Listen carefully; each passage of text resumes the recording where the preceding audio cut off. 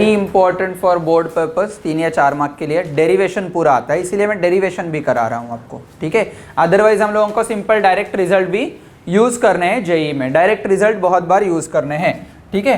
तो ये parallel axis theorem असलियत में क्या बोलता है, उसकी मांग क्या है और वो क्या आपको प्रोवाइड कर रहा है, ये समझेंगे। पैरेलल एक्सेस थ्योरम बोल रहा है कि एक कोई भी 3D या 2D ऑब्जेक्ट हो, राइट, उसका सेंटर ऑफ मास से निकलता हुआ जो एक्सेस है, अबाउट दैट एक्सेस मुझे अगर सेंटर ऑफ मास के अराउंड मुझे मोमेंट ऑफ इनर्शिया पता है, दैट इज ICOM, ठीक है। तो उससे मुझे इसके पैरेलल दूसरे एक्सेस ऑफ रोटेशन से मोमेंट ऑफ इनर्शिया डायरेक्ट आ सकती है, ये बोलता है पैरेलल एक्सेस थ्योरम। ये पैरेलल एक्सेस थ्योरम से हम लोगों को मिल जाएगा। इन शॉर्ट मैं आपको और एक तरीके से बता रहा हूं। सपोज ये एक प्लेन है, बराबर, about the axis of rotation मुझे मालूम है कि इसका मोमेंट ऑफ इनर्शिया है ICOM, जिसका जैसे डिस्क के लिए हम लोगों को मिला था mr²/2, बराबर, रिंग के लिए हम लोगों को मिला था mr²। सेंटर मतलब सेंटर ऑफ मास होगा ना, राइट, सेंटर ऑफ मास से मतलब रिंग का सेंटर मतलब रिंग का सेंटर ऑफ मास, डिस्क का सेंटर मतलब डिस्क का सेंटर ऑफ मास, बराबर, ओके। तो ये है ICOM। एंड अगर मुझे इधर से मोमेंट ऑफ इनर्शिया नहीं चाहिए, इधर से मोमेंट ऑफ इनर्शिया होगा तो ये ऐसे घूमेगा, बराबर ना, इधर से नहीं, मुझे इधर से मोमेंट ऑफ इनर्शिया चाहिए, तो कैसे घूमेगा, ये ऐसे घूमेगा, about this axis of rotation ये ऐसे घूमेगा। बट ये मुझे मोमेंट ऑफ इनर्शिया निकालने के लिए बहुत बड़ा डेरिवेशन करना पड़ेगा, DM मास ये भी डिस्ट्रीब्यूटेड बहुत अलग अलग जगह पे हो गए तो डबल इंटीग्रेशन लगने की चांसेस हो सकते हैं, राइट। सो उससे अच्छा है we get one rigid direct formula to get moment of inertia parallel to moment of inertia calculated with the axis about centre of mass. तो सेंटर ऑफ मास से गुजरता हुआ जो एक्सेस है उससे पैरेलल कोई भी एक्सेस से मुझे मोमेंट ऑफ इनर्शिया अगर चाहिए तो वो निकल सकता है by using parallel axis theorem. तो फॉर एग्जांपल इधर मैं अगर यूज करूं कि ये रैंडम ऑब्जेक्ट है, कोई भी रैंडम ऑब्जेक्ट है, ठीक है, कोई भी रैंडम ऑब्जेक्ट है, एंड ये मेरे लिए होगा मोमेंट ऑफ इनर्शिया इधर से फाइंड आउट करना है, ठीक है। तो ये ऑब्जेक्ट ऐसे घूमेगा, राइट, मुझे पता है कि इसका सेंटर ऑफ मास इधर है, तो ये सेंटर ऑफ मास से गुजरने वाला एक्सिस ऑफ रोटेशन है। इज इट वेरी क्लियर, ठीक है। ये मैं टॉप व्यू दिखा रहा हूं आपको कि ये ऐसे आपको पत्थर जैसे एक ऑब्जेक्ट है एंड उसको मुझे घुमाना है, मुझे घुमाना है ये एक्सिस ऑफ रोटेशन पे, बट मुझे मोमेंट ऑफ इनर्शिया इसका पता नहीं है, बट मुझे ये मोमेंट ऑफ इनर्शिया पता है एंड इसका डिस्टेंस भी पता है, ठीक है। तो पैरेलल एक्सिस थ्योरम बोलता है कि अगर आपको ये मोमेंट ऑफ इनर्शिया चाहिए, ये मोमेंट ऑफ इनर्शिया दिया गया है, this is ICOM and this is I0, this is the value of distance between two axis which are parallel to each other and one is passing through centre of mass. Centre of mass ये ध्यान में रखो, कोई भी axis दूसरे parallel axis से use करके parallel axis theorem नहीं बन सकता। सेंटर ऑफ मास से गुजरता हुआ एक्सिस ऑफ रोटेशन चाहिए, वो देगा आपको ICOM, बराबर। तो इधर आपको रिजल्ट आपको ऐसे मिल जाता है कि भाई I0 which is equal to any other moment of inertia from other axis of rotation which is parallel to the axis of rotation passing through centre of mass, ठीक है, which is equal to ICOM plus this mass is nothing but capital M let say, एंड ये हो जाएगा M into H², where H is nothing but the distance between two axis, okay. अभी derive भी करना है, ठीक है, सिर्फ ऐसे शांत नहीं बैठना है, डिराइव भी करना है, ठीक है। तो उसके लिए थोड़ा सा पार्ट इरेज कर देते हैं। हाँ, तो अभी हम लोग देखेंगे कि भाई इधर मुझे एक छोटू सा एलिमेंट मास देखना है, दैट इज DM, ठीक है। Will take any elemental point mass which is DM, ठीक है, एंड द DM का distance from axis of rotation passing through centre of mass ये है स्मॉल r, ओके। एंड मुझे जो एक्सेस ऑफ रोटेशन चाहिए उधर से डिस्टेंस है लेट से r', ओके। मुझे चाहिए ये r' एंड r में रिलेशन, कैसे निकालेंगे, let us extend this particular h value just beyond center of mass and will take the projection from dm element. ये है dm element जिसका मास dm है, पॉइंट एलिमेंट जिसका मास dm है, एंड लेट से ये है d एंड ये है x. कोई भी अल्फाबेट दे सकते हो, अल्फा बीटा भी बोल सकते हो, कोई दिक्कत नहीं है. Now we will define few things. Let I0 is nothing but, ये पॉइंट P है, moment of inertia about an axis passing through point P, passing through point P and perpendicular to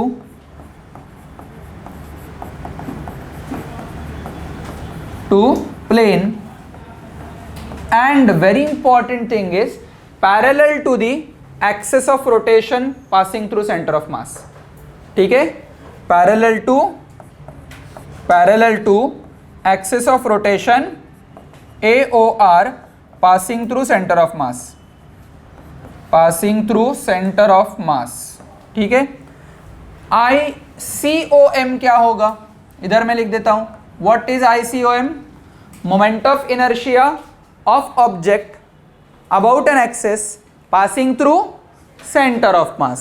ठीक है, अब ये passing through center of mass दिया है तो centre of मास से गुजरता हुआ रहना चाहिए. इट्स नॉट नेसेसरीली कि वो परपेंडिकुलर ही चाहिए, वो आधा ही चाहिए, टेढ़ा ही चाहिए. इस केस में परपेंडिकुलर होगा क्योंकि इधर परपेंडिकुलर है, अदरवाइज दोनों पैरेलल नहीं हो सकते. बराबर, तो दोनों ऐसे भी हो सकता है, दोनों ऐसे हो सकते हैं, दोनों ऐसे भी हो सकते हैं, बट ये सेंटर ऑफ मास से ही गुजरना चाहिए. बराबर, क्लियर है? ओके, तो ICOM is nothing but the moment of inertia about an axis passing through center of mass of object. Then let us do by definition. By definition मुझे पता है कि ICOM क्या होगा. बताओ मुझे क्या होगा ICOM. बोलो बोलो बोलो बोलो बोलो. Integration r square into dm. What is r?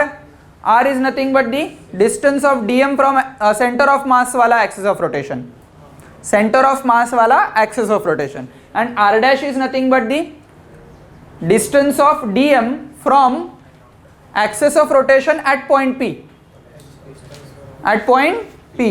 समझा अच्छे से? ठीक है, at point P which is nothing but parallel to axis of rotation passing through center of mass. ठीक ठाक. ये इसको मैं इक्वेशन नंबर 1 पुट कर दूंगा. ठीक है, मुझे बताओ कि IO क्या होगा. IO by definition yes r dash का स्क्वायर इनटू dm. ठीक है, क्लियर है एवरीवन? राइट. अभी हम लोग थोड़ा सा ज्योमेट्री लगाएंगे, इसको इक्वेशन नंबर 2 लिखेंगे एंड लिखेंगे बाय जियोमेट्री. ठीक है, ज्योमेट्री से हम लोगों को आर स्क्वायर क्या आएगा बताओ मुझे फटाफट. आर स्क्वायर क्या आएगा? लिखो मत लिखो मत लिखो मत, बताओ बताओ बताओ बताओ बताओ. R square D square plus x square. Very good. D square plus x square. ठीक है, very good. Okay, R dash square क्या हो जाएगा? व्हाट इज आर डैश का square? D square plus h plus X the whole square. So ये आ जाएगा D square plus X plus H the whole square. इसको एलैबोरेट करेंगे और ओपन कर देंगे. विल गेट दैट कि एक्स square plus H square plus 2xh. चमका अच्छे से. Where h is a constant value, ये मुझे पता है, ये चेंज नहीं होने वाला है. ठीक है, dm कैसे भी किधर भी घूमे h का वैल्यू कायम रहेगा. बराबर, x का वैल्यू चेंज हो सकता है बट h का वैल्यू कायम रहेगा. h is a constant. Will say that कि r डैश का square will become d square plus x square plus 2xh plus H square. Is it very clear? ठीक ठाक. मुझे बताया x square plus d square r square. X square plus d square क्या हो गया? Are square हो गया. Can I say that कि आर डैश का square will become r square plus 2xh plus H square. Equation number 3. Put 3 in 2. बराबर, 3 को 2 में पुट करेंगे. तो हमारे पास रिजल्ट ओरिएंटेड कुछ ना कुछ तो मिल जाएगा। I not is equal to integration of, bracket में आ जाएगा R square plus 2xh plus H square into D M. बात खत्म है, एकदम सिंपल। अभी इसको 3 इंटीग्रेशन में डिवाइड करेंगे, स्प्लिट करेंगे।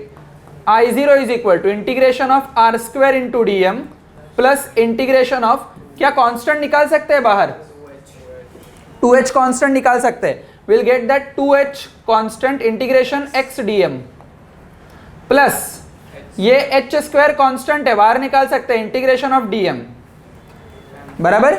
ठीक, अभी इधर बहुत ही इंपॉर्टेंट कंसेप्ट जो कंफ्यूजिंग लगती है हम लोगों को, बट असलियत में है नहीं। जो ये पार्ट है तो वो तो हम लोगों को इजीली समझ में आ जाएगा, इक्वेशन नंबर 1 से हम लोगों को ICOM मिल जाएगा। ठीक है, इधर से भी हम लोगों को समझ में आ जाएगा कि इंटीग्रेशन ऑफ dm होता है m, बराबर। तो इधर mh स्क्वायर एंड इधर ICOM मिल जाएगा। ये वैल्यू हम लोगों को क्या कैसे मॉडिफाई करना है, ठीक है, समझो अच्छे से। मैं आगे एज इट इज लिख रहा हूं। ये जो I0 आ जाएगा, ये आ जाएगा ICOM plus integration as it is लिख दूंगा मैं ये, या मैं पहले लिख दूंगा mh स्क्वायर प्लस एंड ये बचा हुआ 2h integration of x dm। क्या हम लोगों ने सेंटर ऑफ मास जब भी पढ़ा था तब मैंने आपको बताया था कि सेंटर ऑफ मास से मास मूवमेंट हम लोगों को 0 मिल जाता है।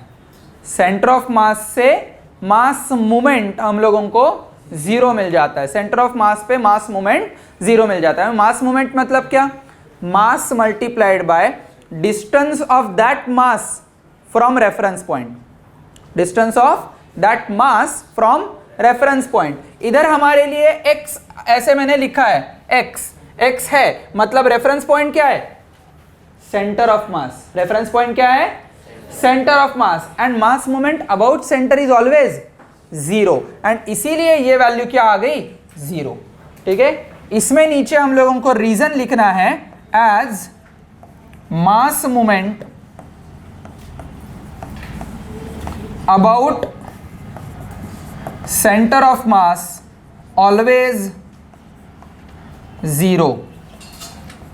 ठीक है, एंड दैट इज वाई हमारा फाइनल रिजल्ट बन गया I0 is equal to ICOM plus MH square. अभी जो हम लोगों ने रॉड के लिए एंड का एक्सिस ऑफ रोटेशन के लिए डेरिवेशन किया था, ml स्क्वायर बाई 3 आया था, बराबर। यही डेरिवेशन ना करते हुए डायरेक्टली पैरेलल एक्सिस थ्योरम लगा के भी सॉल्व हो सकता है। ICOM का वैल्यू कितना है, ml स्क्वायर बाई 12 आया था रॉड में, सेंटर से गुजरता हुआ एक्सेस, राइट, एंड उसके ही पैरेलल एक्सेस है एंड पे, बराबर। तो ये I0 ये हो गया ICOM ml square by 12 and ये m इंटू h कितना हो गया, l बाई 2, h कितना हो गया, l बाई 2। तो वो फॉर्मूला लगा के भी आपको आंसर आ सकता है ml स्क्वायर बाय 3, बराबर ना, राइट। ट्राई कर सकते हो आप, है ना। चलो शुरू हो जाओ।